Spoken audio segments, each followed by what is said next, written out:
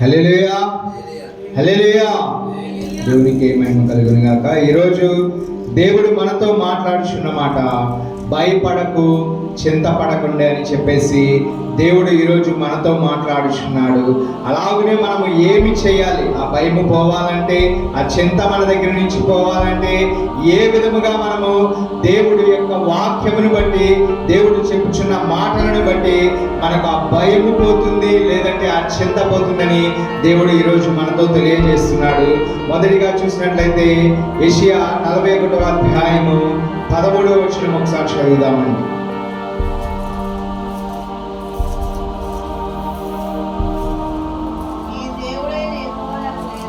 నీ దేవుడినైన యెహోవానగు నేను, భయపడకుము, నేను నీకు సహాయము చేసేదనని చెప్పుచు నీ కుడి చేతిని పట్టుకొనిచున్నాను. దేవునికే మహిమ కలుగును గాక. హల్లెలూయా. ఈరోజు దేవుడు మన చెయ్యి పట్టుకుని ఉన్నాడు, నీ కుడి చేతిని పట్టుకుని ఉన్నాను, నీవు ఏ మాత్రము భయపడవద్దని దేవుడు వాక్యము ద్వారా మనతో మాట్లాడుచున్నాడు. మనందరితో కూడా దేవుడు ఈరోజు వాగ్దానం చేస్తున్నాడు. భయపడకుము, నేను నీకు సహాయము చేస్తాను, నీ కుడి చేతిని పట్టుకుని నేను నడిపిస్తానని దేవుడు చెప్పుచున్నాడు. దేవునికే మహిమ కలుగును గాక. హల్లెలూయా.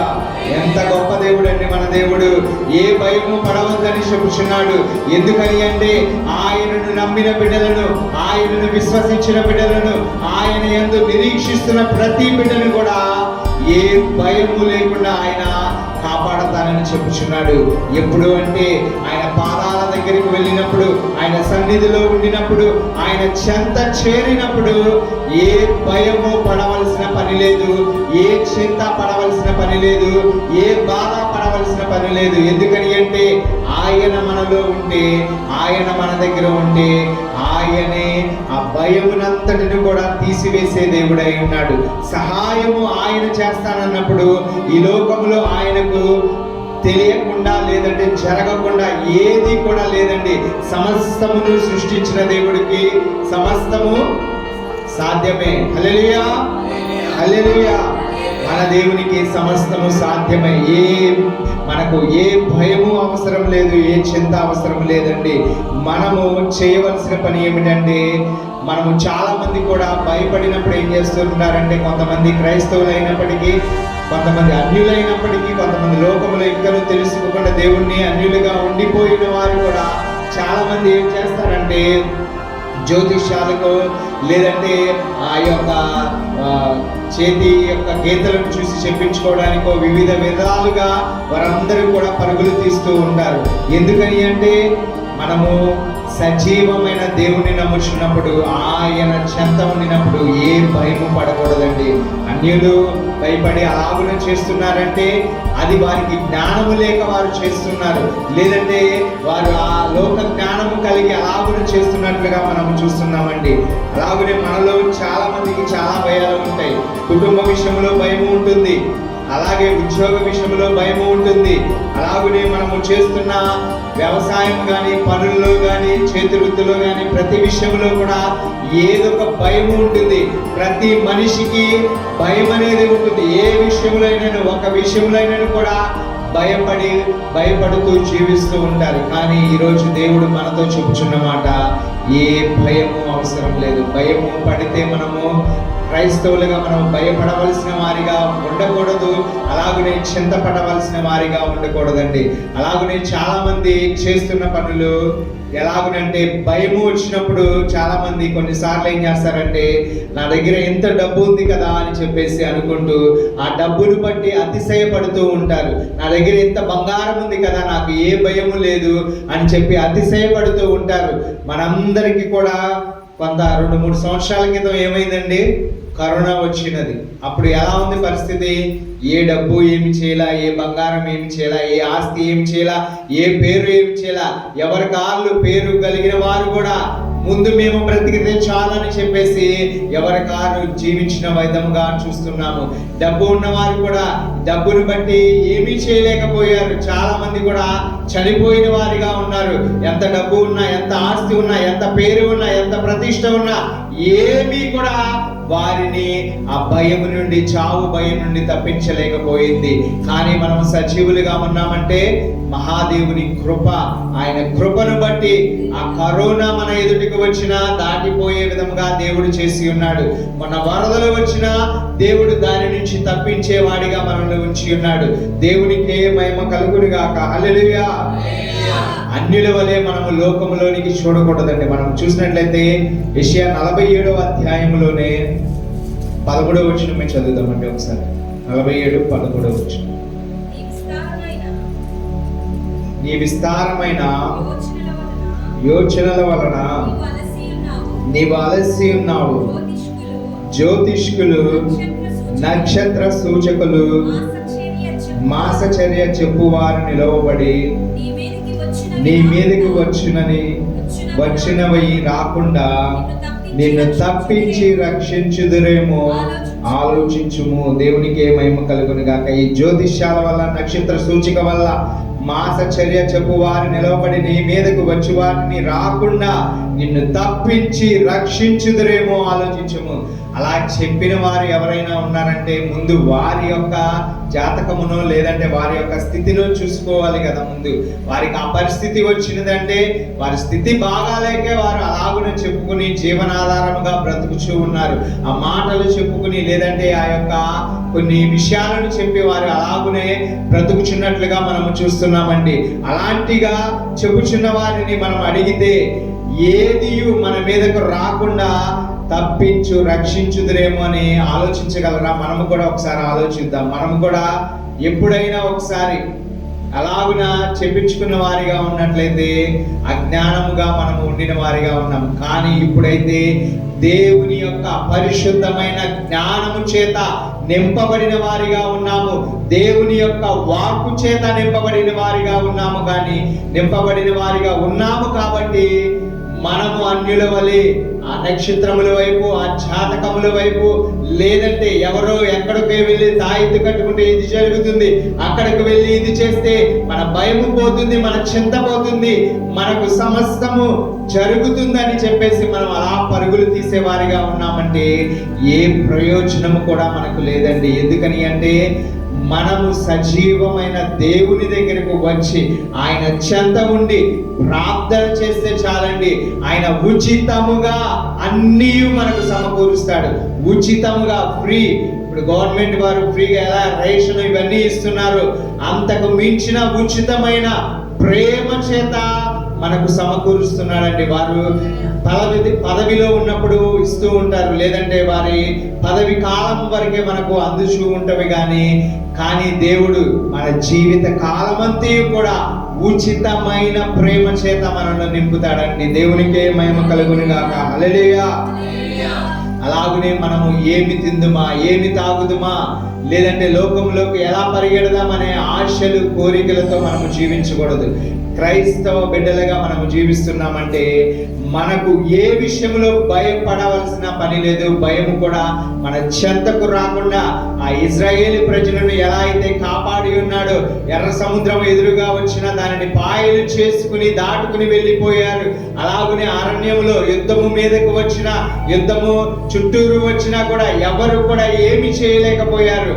దేవుడే వారిని పగలు మేఘ స్తంభము, రాత్రి అగ్ని స్తంభమై దినమంతయు కూడా తన రెక్కలు చాపి వారిని కాపాడుచున్న దేవుడిగా ఉన్నాడు. ఏ భయము వారి దగ్గరికి రాలేదు. భయము వస్తుందని తెలిసినా కూడా వారికి భయము వారి దగ్గరకు రాకుండా కాపాడిన దేవుడై ఉన్నాడు. ఈరోజు నీవు నేను కూడా ఆయన చెంత చేరి ఉన్నాము, ఆయన సన్నిధిలో ఉన్నాము, ఆయన దగ్గరే ఉన్నాము.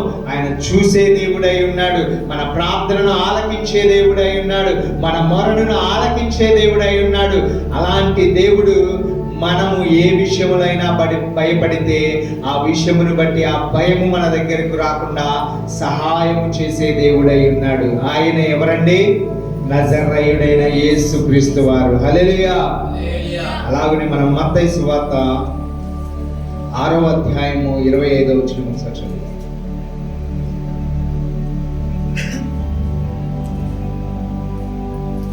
ఆరో అధ్యాయము 25వ వచనం. అందువలన నేను మీతో చెప్పునదేమనగా, ఏమి తిందుమో ఏమి త్రాగుదుమో అని మీ ప్రాణమును గూర్చి అయినను, ఏమి ధరించుకుందుమో అని మీ దేహమును గూర్చి అయినను చింతింపకుడి. ఆహారము కంటే ప్రాణమును, వస్త్రము కంటే దేహమును గొప్పవి కావా? దేవునికే మహిమ కలుగును గాక. హల్లెలూయా. మన ఆహారము కంటే ప్రాణము, మనలో ప్రాణము ఎంతో గొప్పదని దేవుడు చెప్పుచున్నాడు. అలాగనే వస్త్రము కంటే మనకు ఇచ్చిన ఈ దేహము గొప్పది కాదా అని చెప్పేసి ఆయన ప్రశ్న వేస్తున్నాడండి. గొప్పవా కాదా? గొప్పవేగా. గట్టిగా చెప్తాం ఆయనకి స్తోత్రం. హల్లెలూయా, హల్లెలూయా. మనము తినే విషయంలో కానీ త్రాగే విషయంలో ఏ చింత కూడా పడవలసిన పని లేదు, ఏ బాధ పడవలసిన పని లేదు, ఏ భయము కూడా అవసరం లేదు. ఎందుకని అంటే కింద చూసినట్లయితే ఆకాశ పక్షులను చూడండి, అవి విత్తవు కోయవు, కోటల్లో పుచ్చుకొనవు, ఆయనను మీ పరలోకపు తండ్రి వాటిని పోషించుచున్నాడు. ఎలాగునా బహు శ్రేష్టముగా వాటికి తగిన కాలంలో తగిన సమయంలో ఆహారము కావలసినప్పుడు వాటన్నిటికీ కూడా ఆహారం అందిస్తున్న దేవుడు. ఎలా అందిస్తున్నాడంటే ఆయన కృపను బట్టి మాత్రమే. ఆయన సృష్టించి ఉన్నాడు కాబట్టి ఆయన చూసుకుంటాడండి.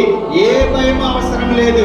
మనము చెట్టును పుట్టను అలాగనే ప్రతి ఒక్క పక్షిని జంతువుల అన్నిటినీ కూడా ఆయనే పోషిస్తున్నాడండి. ఎవరన్నా తీసుకువెళ్ళి పెడుచున్నారా? అన్ని పక్షులకు కానీ అన్ని జంతువులకు కానీ ఎవరు కూడా అలా చేయరు. పశువులను పెంచుకునేవారు వారి పాలు నిమిత్తమో లేదంటే వారి యొక్క సంపద నిమిత్తమో వాటికి పెడుతూ ఉంటారు. కానీ సమస్తము ఈ ప్రపంచంలో అడవిలో కానీ ఎక్కడ ఉన్నా కానీ ప్రతి జంతువును పోషిస్తున్నాడు, ప్రతి పక్షిని పోషిస్తున్నాడు, జీవరాశులన్నిటినీ కూడా ఆయనే పోషిస్తున్నాడు. ఎందుకని అంటే ఆయన సృష్టించుకున్నాడు కాబట్టి, నేను సృష్టించుకున్నాను కాబట్టి నేనే పోషించుకుంటున్నానని చెప్పేసి వాటికి ఆహారమును అందిస్తున్నాడు. వాటన్నిటికంటే శ్రేష్టమైన మనుషులము మనం. జంతువుల కన్నా, పక్షుల కన్నా, ఈ లోకంలో సృష్టిలో యావత్తు కన్నా, ప్రతి విధమైన వాటికన్నా మనిషిని తన పోలికతో తన స్వరూపమునందు ఆదికాండము 1వ అధ్యాయము 26వ వచనంలో చెప్పిన విధముగా మన పోలిక చొప్పున అని చెప్పేసి తన పోలిక చొప్పున మనుషులను చేసి ఉన్నాడండి. ఎంత ప్రేమిస్తున్నాడో ఒకసారి ఆలోచించండి. ఆ ప్రేమ ఆయన పోలికలోనే మనందరం కూడా ఉన్నాము. దేవునికి మహిమ కలుగును గాక.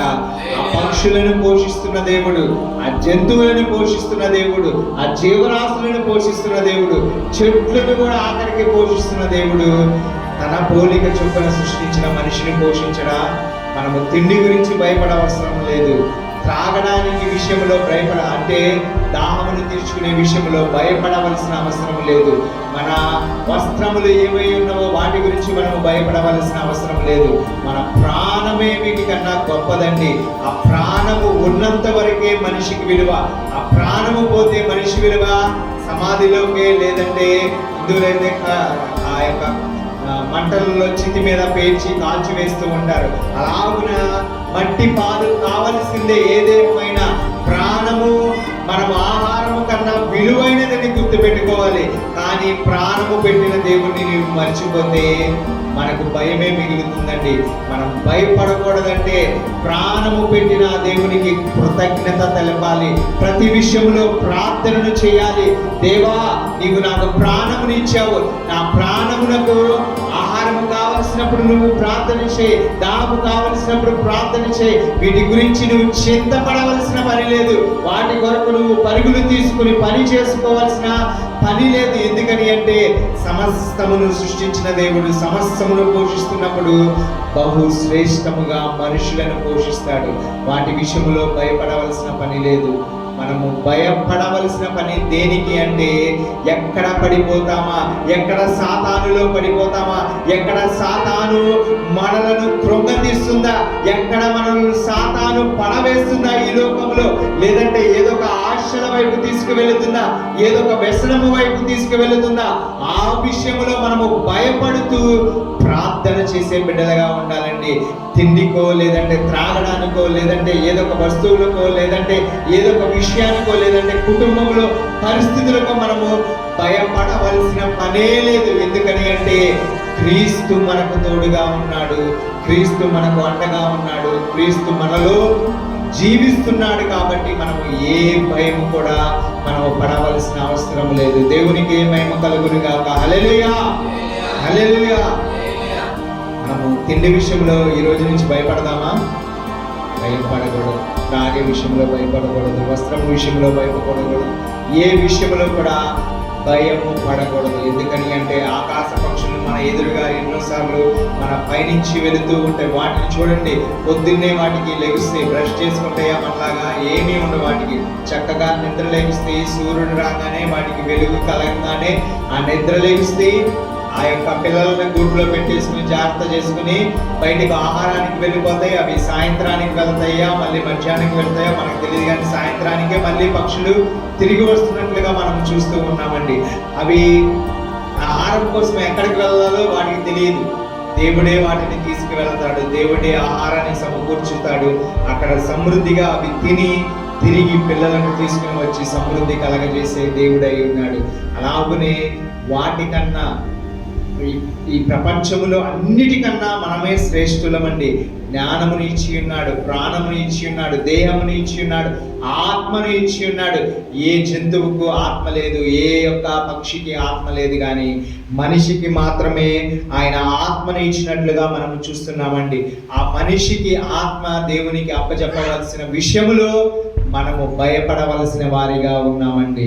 మనము దానికి భయపడాలి. ఈ యొక్క విషయాలకు మనం భయపడవలసిన అవసరం లేదని దేవుడు చెప్తున్నాడు. అలాగనే సామెతలు 3వ అధ్యాయము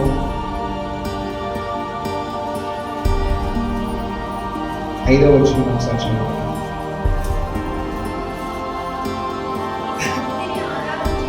నీ స్వబుద్ధిని ఆధారము చేసుకొనక నీ పూర్ణ హృదయముతో యెహోవా యందు నమ్మిక ఉంచుము. దేవునికే మహిమ కలుగును గాక. ఏ మనుషులు కూడా మన స్వబుద్ధిని ఆధారం చేసుకొనక పూర్ణ హృదయముతో యెహోవా యందు నమ్మిక ఉంచితే ఏ భయము, ఏ చింత, ఏ ఇరుకు, ఏ కష్టము, ఏ నష్టము, ఏ రోగము ఏది కూడా మన దగ్గరికి రాదని దేవుడు చెప్తున్నాడు. ఎలా అంటే నమ్మకము ఎవరి మీద ఉంచాలంటే యెహోవా మీద, మన దేవాతి దేవుడి మీద ఉంచినప్పుడు మాత్రమే ఆ నమ్మకమును బట్టి ఏ చింత కూడా మనము పడవలసిన పని లేదు, ఏ బాధ కూడా పడవలసిన పని లేదు. ఎలాగునంటే పూర్ణ హృదయముతో, మన హృదయములో ఈ లోకములో ఆశలు కలిగి, లేదంటే ఇది కావాలి ఈ కోరికలతో మనము జీవించిన వారిగా ఉన్నామంటే అది పూర్ణ హృదయం కాదు. పూర్ణ హృదయం అంటే మన హృదయములో మలినము లేకుండా, పాపపు ఆలోచన లేకుండా, వ్యర్థమైనవి లేకుండా, దేవునికి ఇష్టము కలిగినవి మాత్రమే ఉంచుకుని పూర్ణ హృదయంతో ఆయన దగ్గరకు వచ్చేటికి నమ్మకం కలిగి ఉంటే సంపూర్ణంగా మనకు అన్నిటినీ అందజేస్తాడండి. అది ఇది అని ఏ కొరత ఉండదు ఆయన దగ్గర. సమస్తమును కూడా మన కొరకు జరిగించే దేవుడై ఉన్నాడు. హల్లెలూయా. మన స్వబుద్ధిని ఆధారం చేసుకొనకూడదని దేవుడు చెబుతున్నాడు. అలాగనే మనము ఏ విషయాల్లో భయపడకూడదని దేవుడు చెబుతున్నాడు. అలాగనే మనము చూసినట్లయితే 1 పేతురుకు రాసిన పత్రిక,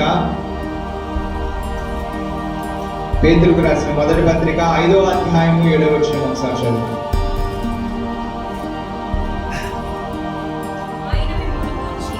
ఆయన మిమ్మును గురించి చింతించుచున్నాడు కనుక మీ చింత యావత్తు ఆయన మీద వేయుడి. దేవునికి ఏమైనా కలుగును గాక. హల్లెలూయా.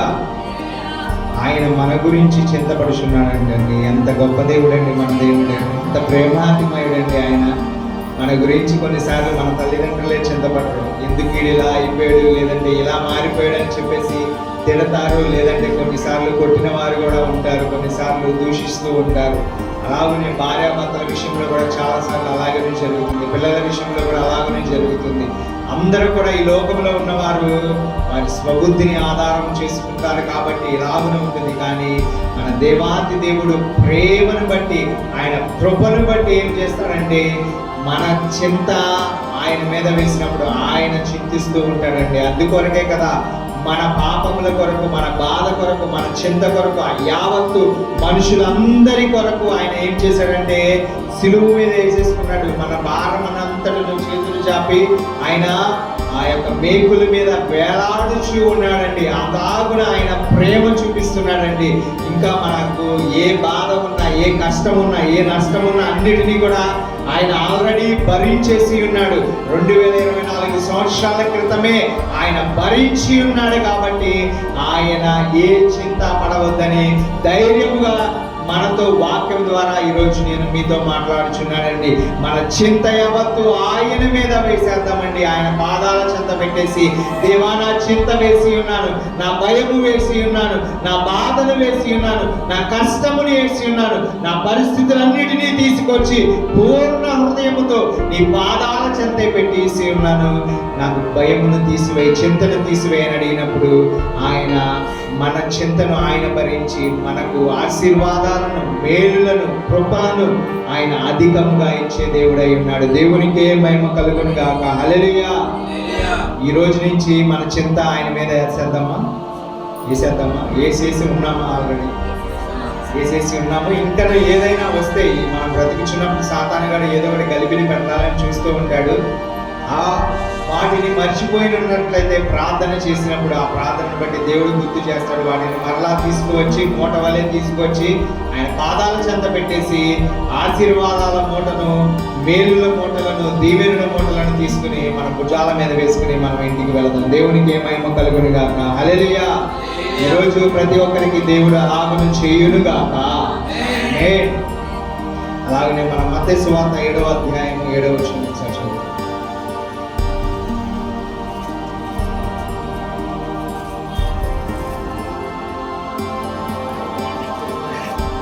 ఎవరిని అడగాలండి? మనం యేసు ప్రభు వారిని అడగాలి. అడుగుడే మీకు ఇవ్వబడును, వెదుకుడే మీకు దొరుకును, తట్టుడే మీకు తీయబడును, అడుగు ప్రతి వాడును పొందును, వెదుకు వానికి దొరుకును, తట్టి వానికి తీయబడును. దేవునికి మహిమ కలుగును గాక. హల్లెలూయా.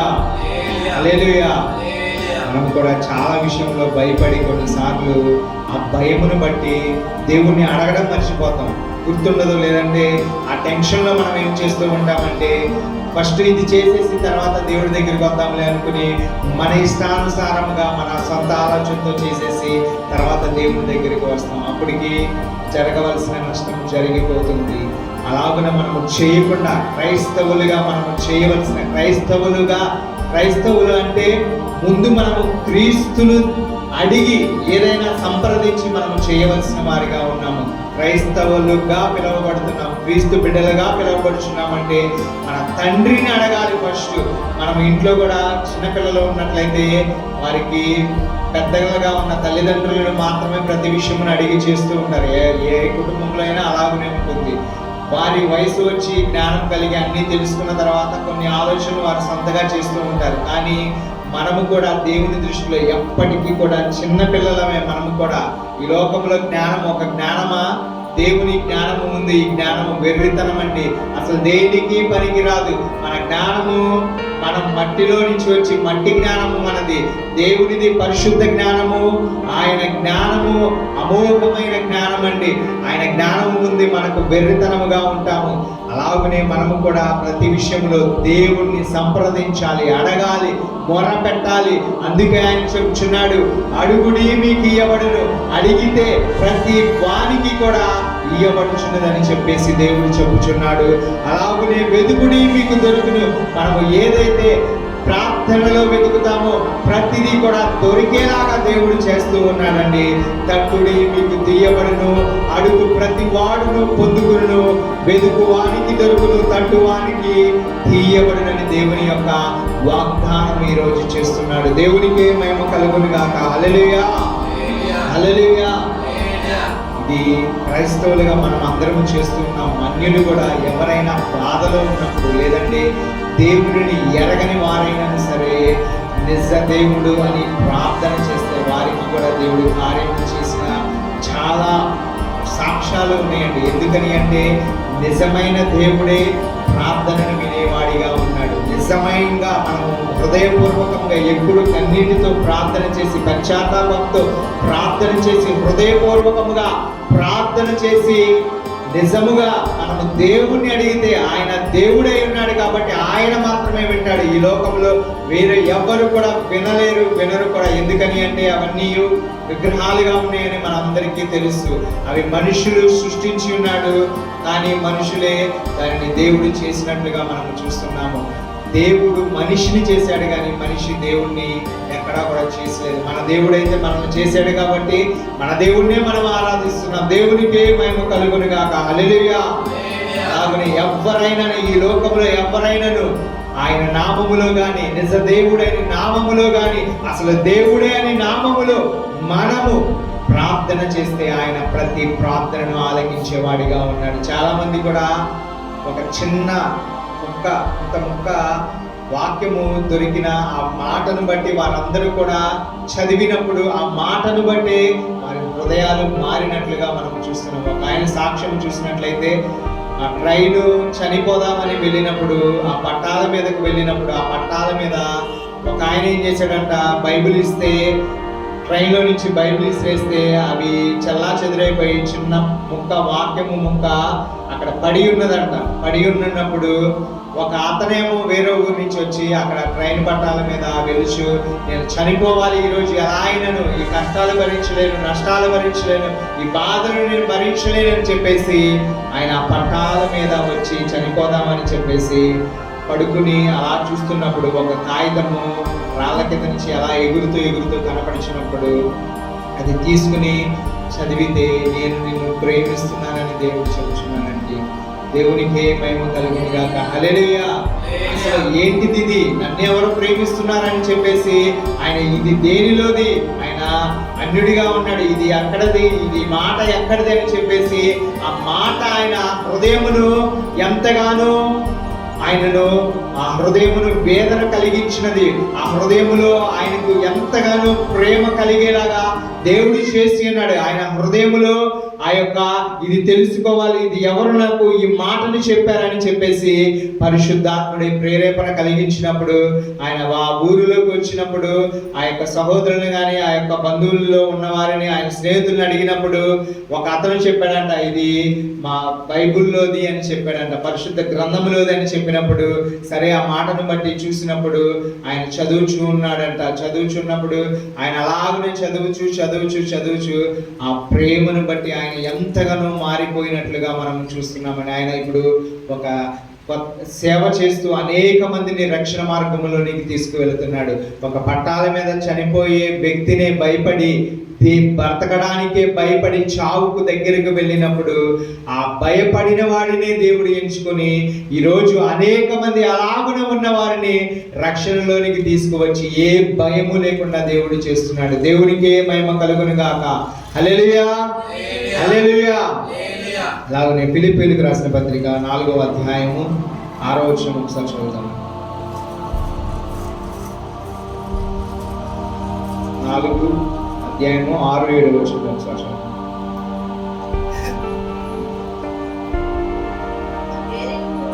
దేనిని గూర్చి చింతపడుకుడు గాని ప్రతి విషయములోనూ ప్రార్థన విజ్ఞాపముల చేత కృతజ్ఞతాపూర్వకముగా మీ విన్నపములు దేవునికి తెలియచేయుడి.